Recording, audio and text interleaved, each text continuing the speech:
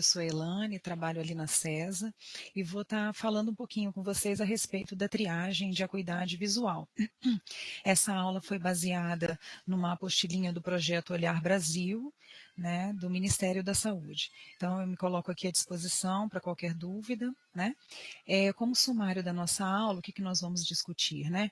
O que é a visão, um breve relato da anatomia do olho humano, distúrbios de refração frequentes, né? A miopia, a hipermetropia, o astigmatismo, a presbiopia, os principais sinais e sintomas que a gente pode estar encontrando nas pessoas, né, na APS, e que são possíveis para serem encaminhados ao oftalmologista, para a medida da acuidade visual, né? E além de critérios para encaminhamento ao oftalmologista. Bom, o que é a visão, né? A visão é a capacidade que nós temos enquanto indivíduos de percebermos o universo que nos cerca a partir dos nossos olhos. Dos 5 sentidos, ao meu ver, é o principal, né? Nós temos aí 80% da relação do ser humano dá-se pela visão. E em relação aos escolares, cerca de 15% necessita, então, de uso de correção de óculos. Então, é um número considerável, né? Por isso, então, a importância dessa aula para que a gente possa estar identificando aí a acuidade visual, não só dos nossos escolares, mas também dos pré-escolares e da nossa população na APS, né?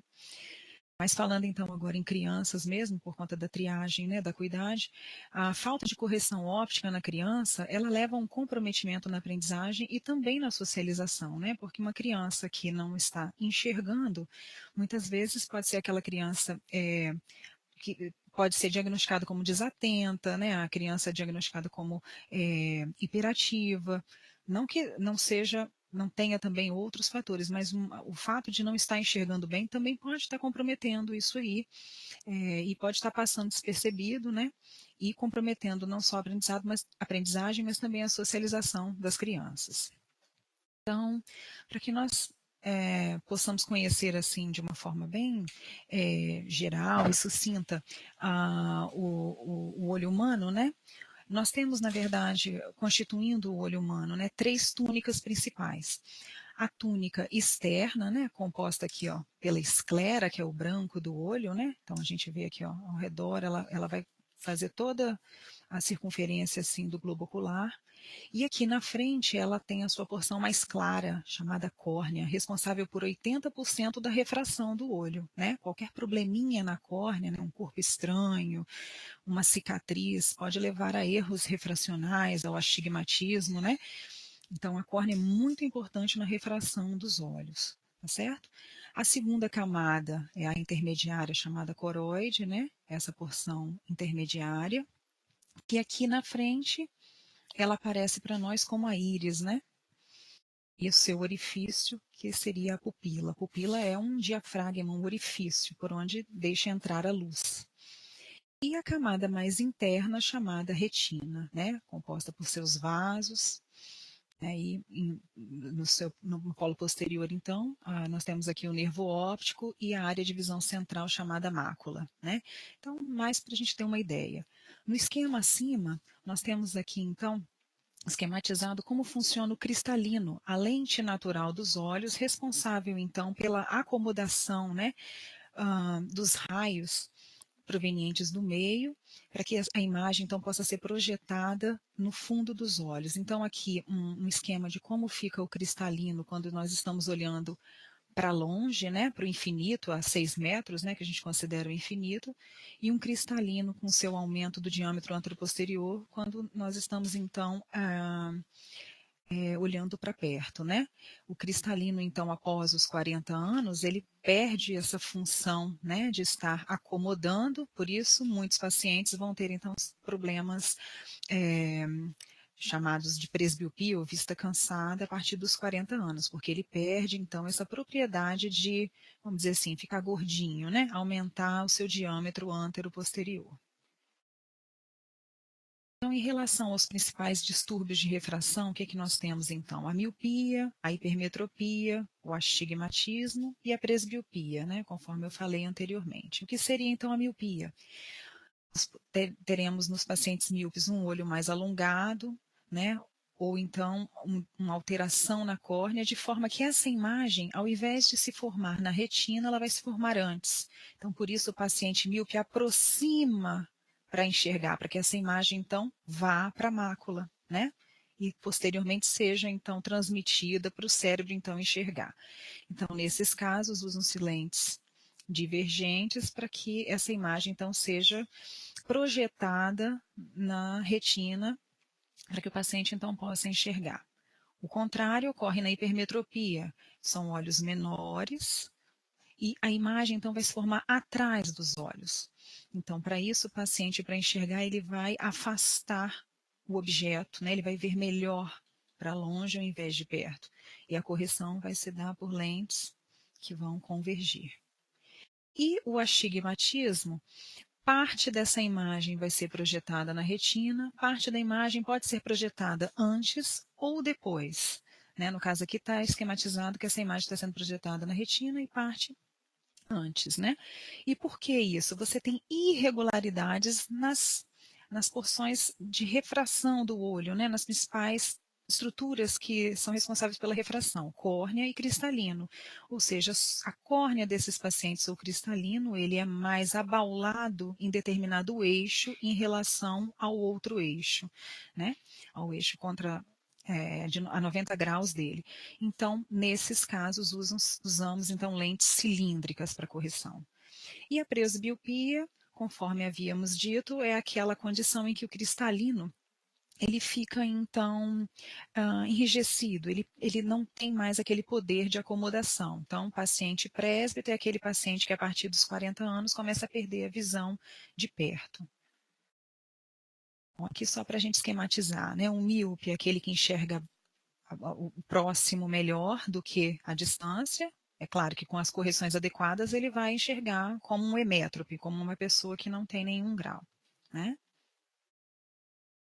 Um hipermétrope, então a visão fica embaçada para perto e melhor para longe. O astigmata não fica bom nem para perto e nem para longe, é aquela visão meio borrada, né? Com contornos não muito nítidos, meio embaçada.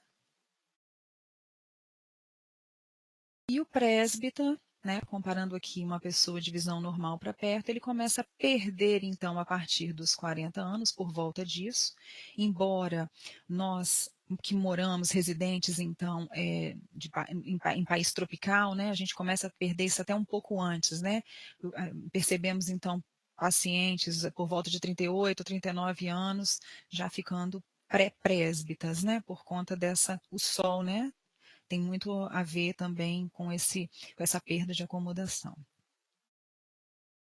Bom, e quais são os sinais e sintomas indicadores de possíveis problemas visuais? Isso é bastante interessante, principalmente na PS e no público escolar, né? Lacrimejamento aos esforços visuais. Então, nós temos ali uma criança que durante a aula, né, lacrimeja na hora de estar enxergando o quadro ou fazendo um exercício. Isso é uma fonte de que a gente tem ali um possível problema, né? Olho vermelho, esse olho vermelho é porque ele estava coçando, ele apareceu com esse olho vermelho, pode ser também um quadro refracional, pode ser um quadro alérgico, pode ser até um quadro infeccioso. A secreção, a purgação, né, dos olhos, crostas nos cílios, o que a gente chama de blefarite, né? Blefaropálpebras, ites são as inflamações. Então, isso também, algumas vezes crianças que forçam enxergar acabam por movimentar muito as pálpebras e acabam por inflamá-las ou passar muito as mãos nos olhos e acabam por inflamá-las, infeccioná-las. Então, também é um sinal. Apertar ou arregalar os olhos para enxergar melhor, né? Fenda estenopeica, aproximar-se muito da TV ou aproximar muito o papel para leitura, ou a necessidade de afastá-los do rosto para ler. Então, tudo isso são sinais. Inclinação da cabeça. Algumas vezes a criança ela tem um estrabismo e ela tem uma posição viciosa de cabeça. É aquela criança que você fala, vamos ficar com a cabecinha reta, ela não consegue, porque o olhinho dela é torto e a forma como ela encontra para melhor enxergar é fazendo um posicionamento de cabeça. Isso também é uma indicação de atenção para nós oftalmologistas.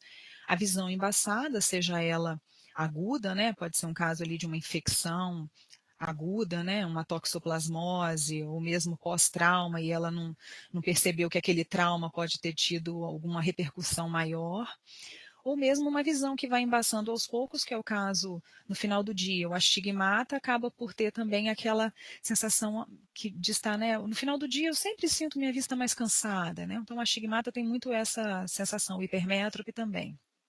Fotofobia, crianças com sensibilidade excessiva à luz, né? Se não são aquelas crianças com íris clara, porque os pacientes de íris claro, ou mesmo as pessoas de íris claras acabam tendo muita sensibilidade à luz, mas a criança com fotofobia, ou aquela criança que, como nessa foto aqui, está sempre fechando um dos olhos na claridade, quer dizer, muito provavelmente esse olho ela não está enxergando muito bem, também isso é um sinal de alerta. Dores de cabeça, principalmente após esforços visuais. Então, a criança acorda com dor de cabeça? Não, isso não é tão, vamos dizer, importante oftalmologicamente falando, mas aquela criança que está na escola, final do dia, vem aquela dor de cabeça, então é um sinal bastante indicativo. Visão dupla, né? E o desvio ocular, que a gente chama o olho vesgo, né, ou estrabismo.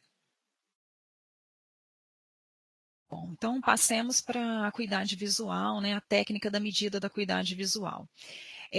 A acuidade visual é feita, né, a partir da tabela de Snellen, ou também chamada optótipo de Snellen ou escala optométrica de Snellen. Snellen foi um oftalmologista holandês, né, por isso foi feita essa homenagem a ele. Quem então foi o criador então da tabela de Snellen. Existem duas formas principais dessa tabela. Uma tabela tradicional, na qual nós vamos encontrar letras, né? O alfabeto. E também utiliza-se muito uma tabela em forma de E, né? Para aqueles pacientes, para as crianças, né? E para os pacientes que não são letrados, os analfabetos. Algumas vezes existem também tabelas que utilizam figuras para crianças, mas a mais utilizada mesmo é a tabela que utiliza então esses sinais em forma de E. Então, é importante também, quando nós formos conversar com as crianças, se forem professores ou se forem as pessoas da APS, a gente tem que nós temos que estar orientando essas crianças em relação ao que ela vai estar vendo, porque às vezes ela não vai entender direitinho essa letrinha E, voltada para cima, voltada para o lado, para que ela nos mostre para que lado está essa letrinha conforme forem apontadas as letrinhas na tabela.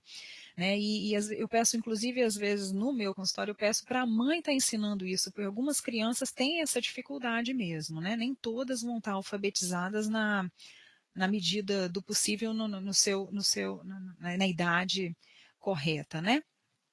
E na lateral haverá um número correspondente à medida dessa acuidade visual que a gente vai, então, assinalar como sendo a acuidade visual do paciente. Então, aqui são os dois exemplos da tabela de Snellen. Veja que, nesse caso, existem marcações para que essa tabela seja feita a 3 metros ou, mais comumente, a 6 metros, né? E existe aqui uma marcação ao lado, uma marcação decimal, tá? Depois eu vou explicar direitinho em que nível essa tabela tem que ser colocada no olhar, né? E como é que nós vamos estar na sequência, como é que nós vamos estar fazendo essa acuidade. Tá? Então, essa é a de letras, né? E essa é a tabela, como eu havia dito anteriormente, a tabela com a letra E voltada para os diversos sentidos. Bom, então, em relação aos procedimentos para a realização da técnica, primeiro nós temos que preparar o local, né?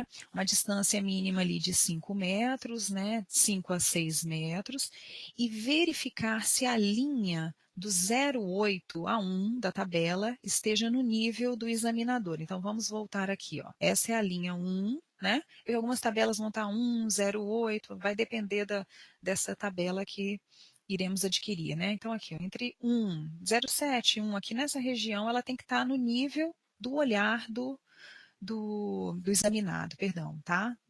Da pessoa que vai ser examinada. O examinador e o examinado, desculpa. Bom, e o que mais de que será necessário, né? Quais são os materiais a serem utilizados, além dessa escala de sinais de Snellen. Um objeto para apontar os optótipos, que pode ser um lápis preto, um cartão oclusor, né? Veja bem, aqui existe um cartão oclusor, mas pode ser também um papel, né? Mas sempre lembrar que esse olho deve estar bem ocluído, né? Para que um olho não mascare a acuidade visual do outro olho, né? Porque às vezes a criança vai tentar olhar, ela vai tentar olhar naquele olho mal ocluído. Então, sempre ocluir muito bem esses olhos. A cadeira é opcional para que essa criança fique confortável.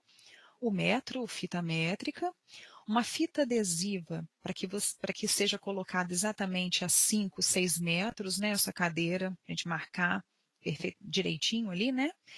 E impresso para anotações desses resultados. Bom, então a técnica, como é que nós vamos aplicá-la? Se a criança usa óculos, nós vamos mantê-la de óculos e por cima desse óculos vamos ocluir o olho, então, da criança. E vamos mantê-lo durante todo o teste. Nós vamos mostrar os optótipos, então, com aquele, com lápis, né, com o objeto que aponte. Lembrando, deixa eu ver se a próxima eu coloquei aqui. Lembrando que a gente não pode apontar em cima. A criança, às vezes, não né, nós temos que apontá-lo de forma que o aponte, né, eu gosto sempre por baixo, assim, apontá-lo, né, identificando esse que está assim, acima, na ponta do meu lápis, né, para que fique bem claro qual é o optótipo que você está mostrando para aquela criança. Deve se mover com segurança e ritmicamente esse objeto de um optótipo para o outro e procurar iniciar o exame sempre com o olho direito, né? Anotando sempre os resultados de um olho antes de se iniciar o teste do outro olho, porque como serão muitas crianças, nós podemos nos perder no resultado desse ao anotar o teste, né? Será que foi o olho direito que eu fiz, o olho esquerdo? Então sempre ter a, a o cuidado de iniciar, então, fechando primeiro o olho esquerdo da criança. Então, vamos iniciar a acuidade visual do olho direito. Mostrar os optótipos maiores, então, nós vamos passar dos maiores para os menores. Continuando a sequência de leitura até que a pessoa consiga enxergar sem dificuldade. Então, em cada linha, nós vamos, então, estar mostrando pelo menos 2 optótipos. A criança falou, é virado para baixo. É virado, ela mostra o lado, se ela souber, ela mostra para a esquerda, ela fala esquerda, direita. E aí nós vamos passar. Então, pelo menos 2 optótipos. Se a criança chegou numa determinada linha e ela não conseguiu ver os 2 optótipos, a gente mantém nessa linha mais 2 optótipos ou quantos houverem. Exemplo, quanto houver, né? Exemplo, nessa aqui nós temos mais de, né? Nós temos 5. Então, fez 2, não conseguiu. Vamos para o próximo. Aí ela falou, mais um, né? De forma que nós vamos só passar para a próxima linha quando ela tiver visto pelo menos 2 desses optótipos. Qual vai ser a acuidade visual registrada? Vai ser esse número decimal ao lado. Aqui eu me referi à esquerda porque é a esquerda da tabela, né? Mas a gente observa que tem um número aqui à direita também dela, relacionada quando os testes forem feitos a 3 metros, né? Mas esse número, digamos que esse teste foi feito a 6 metros, o número que está correspondente aos 6 metros, né? Esse número aqui lateral é esse número que nós vamos estar marcando no folheto. Então, esse número ao lado da última linha que a pessoa consiga enxergar mais da metade dos optótipos. Então, exemplo, nós pulamos lá de 2, ele foi olhando, chega um determinado momento, ele, numa linha com 6 optótipos, ele tem que enxergar no mínimo 4. E se ele não enxergar esses 4, nós vamos ter que voltar uma linha anterior, né? Então, vamos voltar aqui. Ele não viu os 4, nós voltamos na linha anterior e vamos ver aquela linha onde ele enxerga pelo menos a metade dos optótipos. E essa vai ser, então, a acuidade visual. Então, eu vou repetir novamente, que esse é uma coisa bastante, é um dado interessante. Foi feito no mínimo 2 optótipos. Passou para a próxima linha. Se ele viu se a gente chegando mais próximo a 1, a gente pode estar aumentando aqui, né? Viu 2, 3, 4.